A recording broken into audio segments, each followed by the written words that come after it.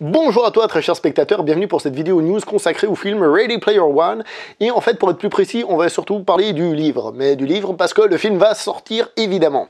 Je vous avais dit dans une vidéo précédente que je comprenais pas pourquoi le film hypait tant les gens. Et en réalité, maintenant j'ai lu le livre depuis. Donc depuis ce mois de janvier 2018, j'ai lu Player One comme il est traduit en français.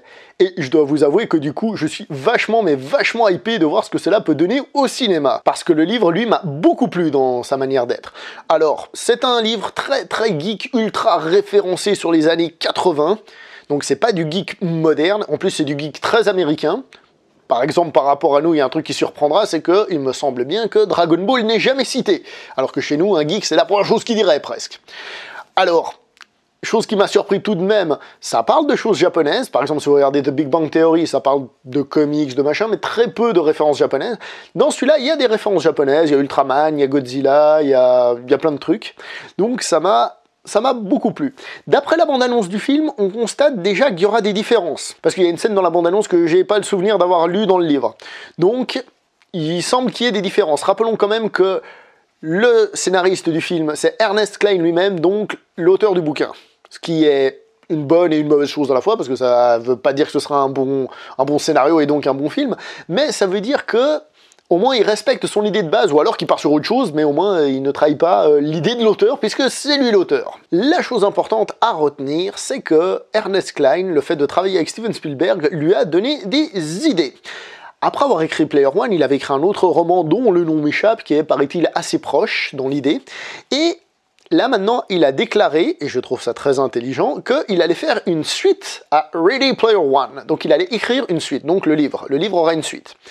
Et si je pense que c'est lié au cinéma, c'est parce que je suis certain, après avoir lu le bouquin, je suis sûr, en plus avec la hype qu'il y a, que le film va être un véritable carton au box-office. C'est pas possible autrement, ça va cartonner.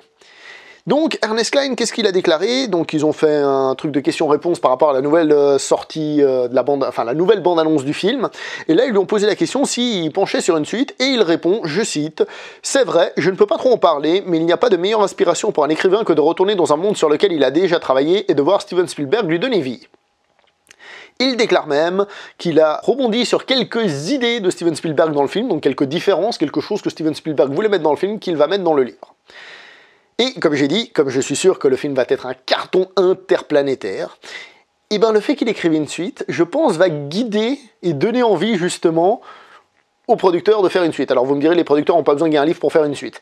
Mais ça simplifie un peu la démarche, surtout si le livre est à nouveau bien accueilli, et tout du point de vue de l'auteur, c'est une idée évidemment fantastique, puisque la sortie du film va renouveler ses ventes, et lui, il prépare une suite qui va sortir peu de temps après, donc le gars, il a tout compris d'un point de vue business is business, il a absolument tout compris, voilà. Une petite dernière chose, mais ça c'est plus parce que c'est rigolo qu'autre chose, la première affiche du film qui est sortie dont tout le monde se moque ouvertement, et ils ont tellement raison, il suffit de voir les jambes du personnage, il a une jambe qui doit faire 4 km de long, et une autre qui est toute petite.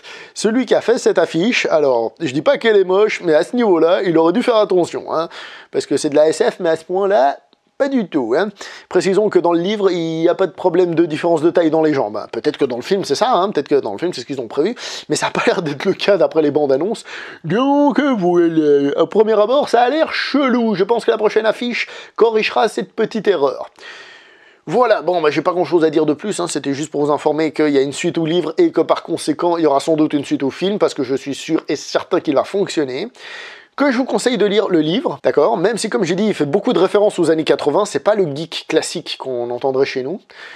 Donc ça risque un peu de choquer. Peut-être dans le film, d'ailleurs, ils vont faire des références plus actuelles, je sais pas, on verra. Mais en tout cas, moi, c'est passé d'un film duquel, ouais, je verrai parce que c'est Steven Spielberg, à je suis vachement hypé et j'ai vachement envie de le voir. Voilà, c'est tout pour cette vidéo. On se voit prochainement pour une prochaine. Jusque là, portez-vous bien, s'il vous plaît. Ciao tout le monde!